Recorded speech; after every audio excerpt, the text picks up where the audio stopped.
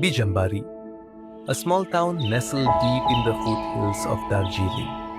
Far from the rush, untouched by noise, it's a place wrapped in quiet charm and green whispers, surrounded by endless tea gardens, winding mountain roads, and the soft murmur of rivers flowing through the valley.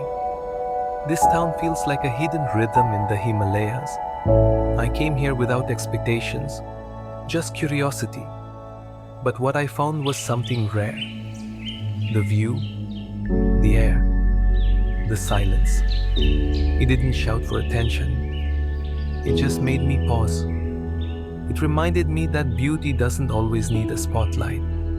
Sometimes, the most powerful places are the ones you almost never hear about. And that's exactly what makes Bijanbari unforgettable.